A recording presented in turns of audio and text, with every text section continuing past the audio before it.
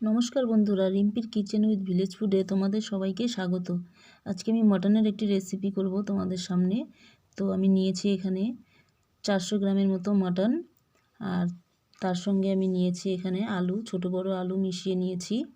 তারপর আমি নিয়েছি পেঁয়াজ কুচি, পেঁয়াজগুলোকে কুচি করে নিয়েছি।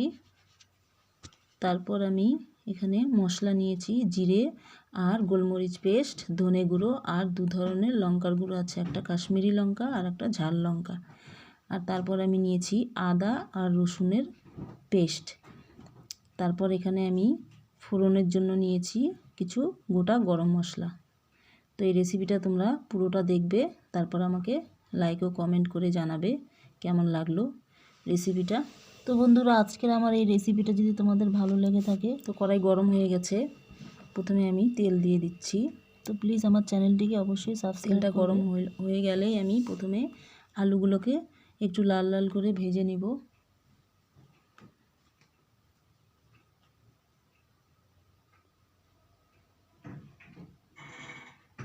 তেল গরম হয়েই গেছে মনে হচ্ছে। এরপর আমি আলুগুলোকে দিয়ে দিব। আলুগুলোকে কিন্তু একটু খুব সুন্দর লাল লাল করে ভাজতে হবে, তাহলেই খেতে দারুণ লাগবে।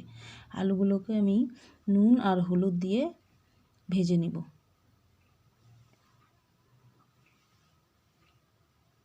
দিয়ে দিচ্ছি আলুগুলোকে।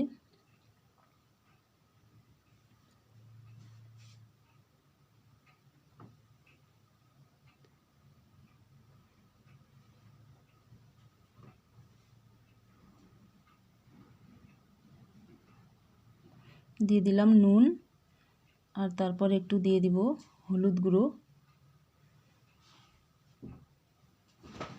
তো এখন হালকা নেড়ে নেড়ে আলুগুলোকে আমি ভেজে নিব।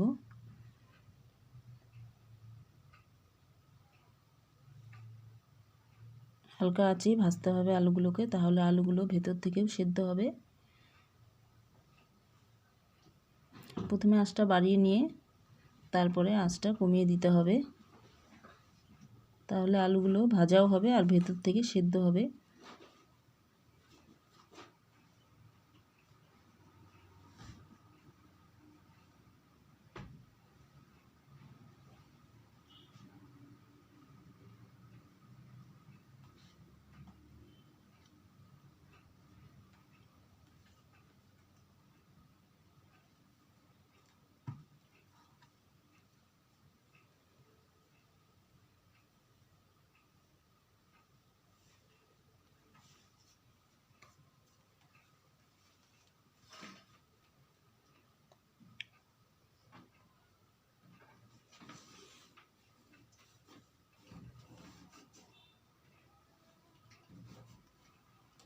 আর একটু ভাজতে হবে, প্রায় হয়েই গেছে।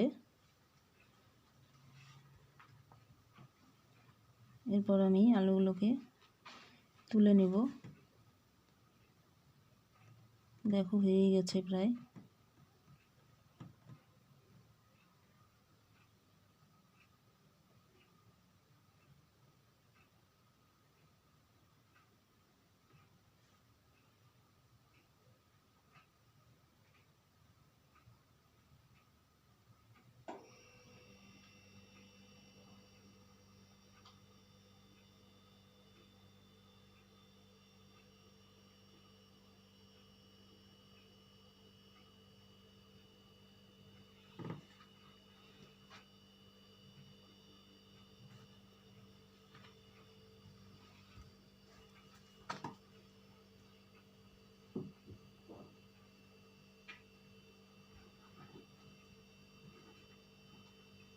তুলে নিচ্ছি আলুগুলোকে,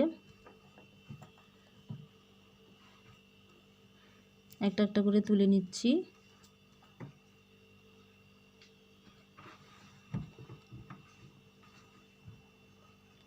এরপর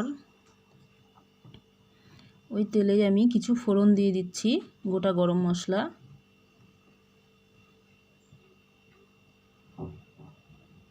গরম মশলাগুলো হালকা ভাজা হয়ে গেলেই তারপর আমি পেঁয়াজ কুচি দিয়ে দিলাম।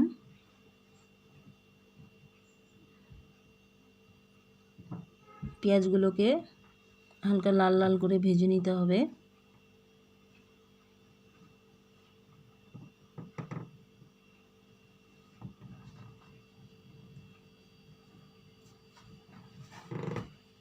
পেঁয়াজগুলো হালকা ভাজা হয়ে যাওয়ার পরে আমি এতে মশলাগুলো দিয়ে দিব, যে গুঁড়ো মশলাগুলো দেখিয়েছিলাম ওই মশলাগুলোকে দিয়ে দিব। দেখো পেঁয়াজগুলো প্রায় ভাজা হয়েই গেছে। এখন আমি আদা রসুনের পেস্ট দিয়ে দিচ্ছি।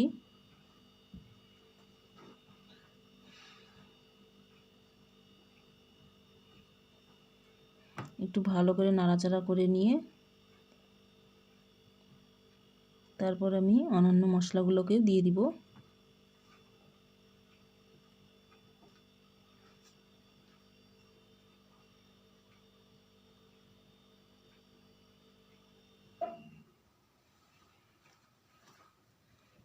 এরপর আমি এই যে পেস্ট করা মশলাগুলো দিয়ে দিচ্ছি আর তার সঙ্গে কিছু গুঁড়ো মশলাও দিয়ে দিচ্ছি।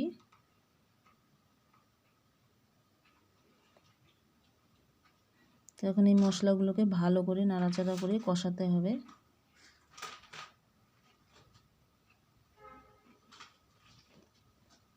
এরপর আমি দিয়ে দিব লবণ আর হলুদ।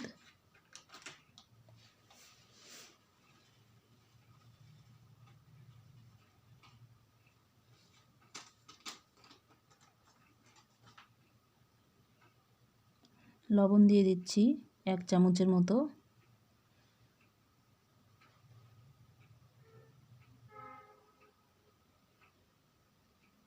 হলুদ গুঁড়ো,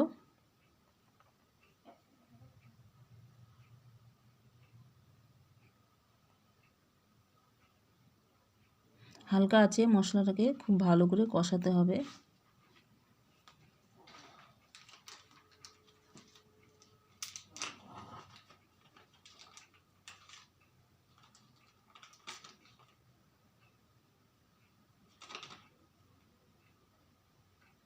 মশলা কষানো হয়ে গেলে এরপর আমি দিয়ে দিব মাটনগুলোকে।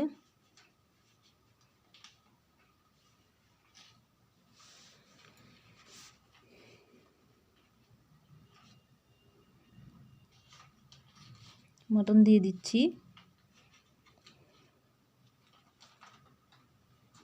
মাটনটাকে ভালো করে মশলার সঙ্গে মাখাতে হবে, নেড়ে নেড়ে মাখাতে হবে।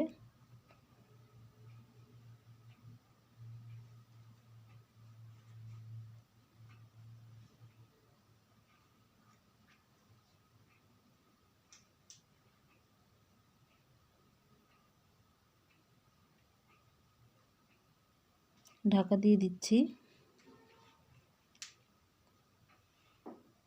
ঢাকাটা তুলে দেখে নিই একবার কতটা হয়েছে।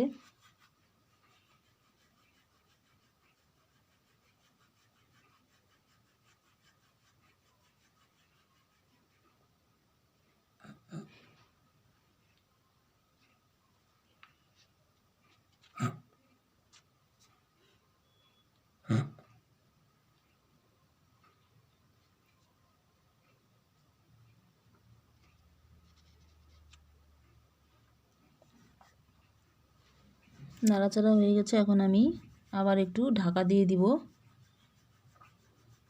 কারণ মাটন ঢাকা দিয়ে রান্না করতে হবে, না হলে কিন্তু সেদ্ধ হবে না।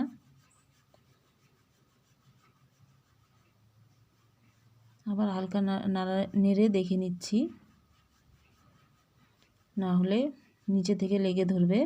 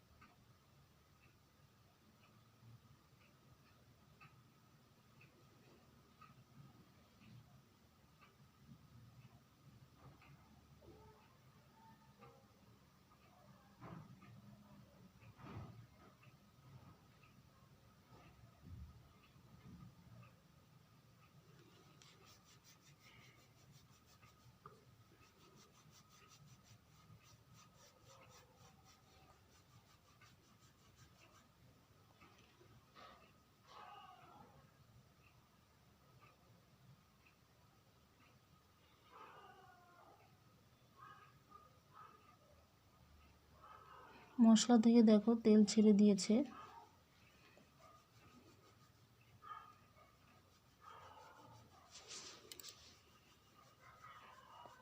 তো এখন আমি আলুগুলোকে দিয়ে দিচ্ছি, কারণ আলুগুলোও সেদ্ধ হয়ে যাবে ভেতর থেকে।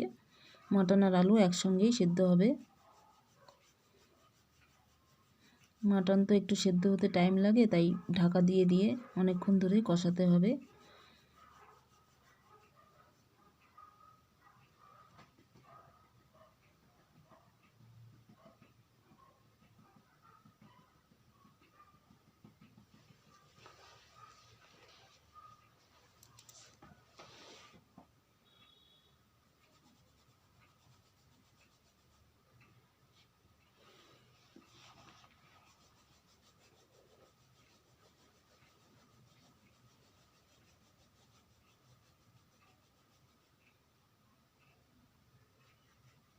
হালকা একটু জল দিয়ে দিচ্ছি।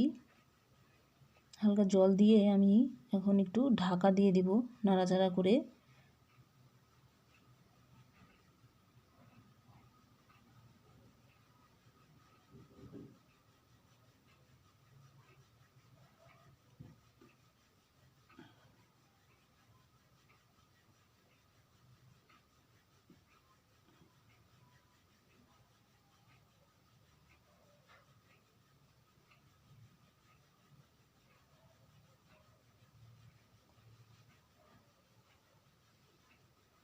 ঢাকা দিয়ে দিচ্ছি।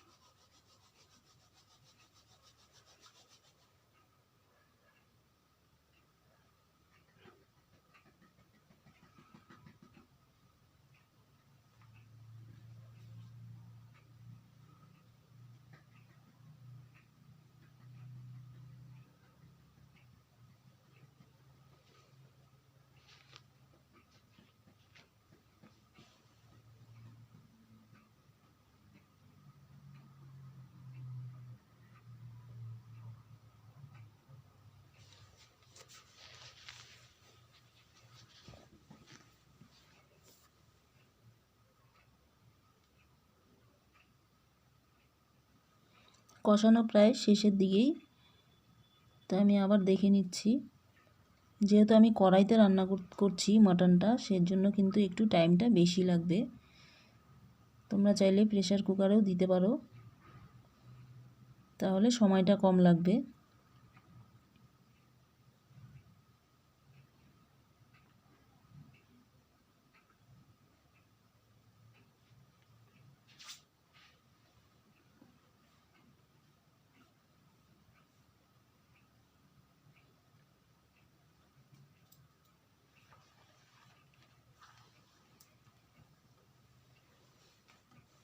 মাংসের রঙটা কিন্তু খুব সুন্দর হয়েছে, দেখো লাল লাল।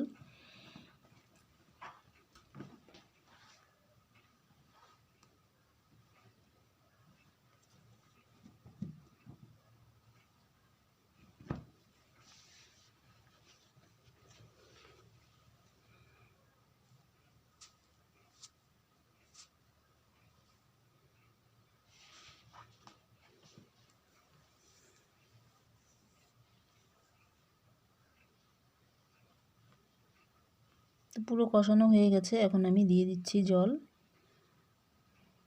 পরিমাণ মতো জল দিয়ে দিব।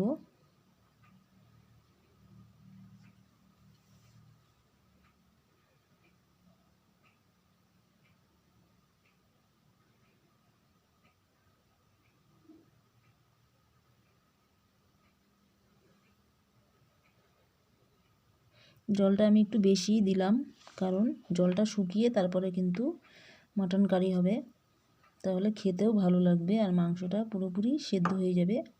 তো এই কারণেই আমি জলটা একটু বেশি দিয়েছি।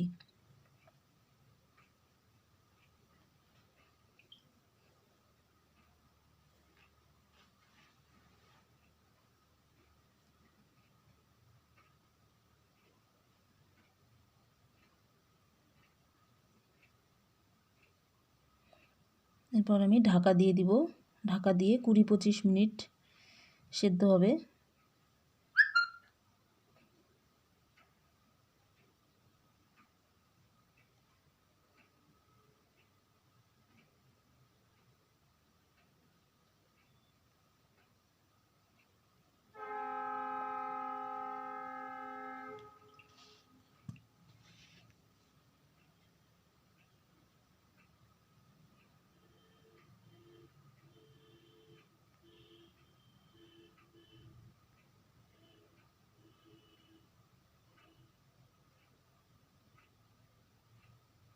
দিয়ে দিচ্ছি ঢাকা। এখন 20-25 মিনিট ধরে আমি জাল করব। ফুটে গেছে ঝোল।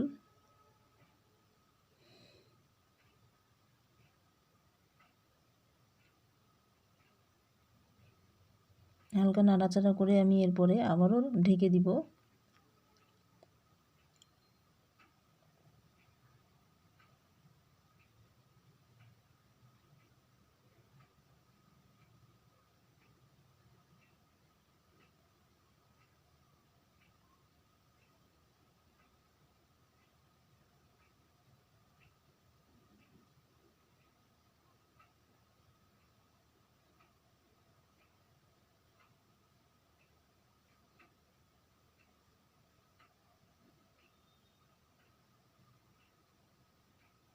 আলুগুলো আর একটু সেদ্ধ হবে, তাহলেই হয়ে যাবে।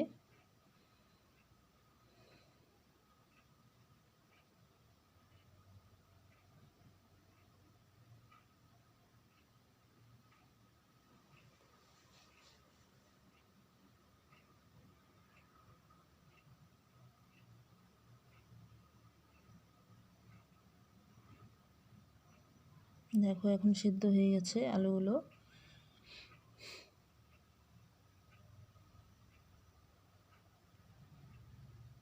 আর ঝোলটাও বেশ শুকিয়ে গেছে, মনে হচ্ছে মটন কারি হয়ে গেল।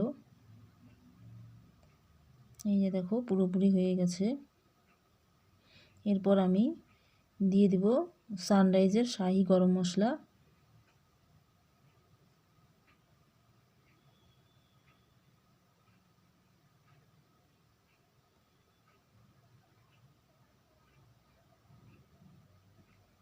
এই দেখো বন্ধুরা, হয়ে গেছে আমার আলু দিয়ে মটন কারি রেসিপি।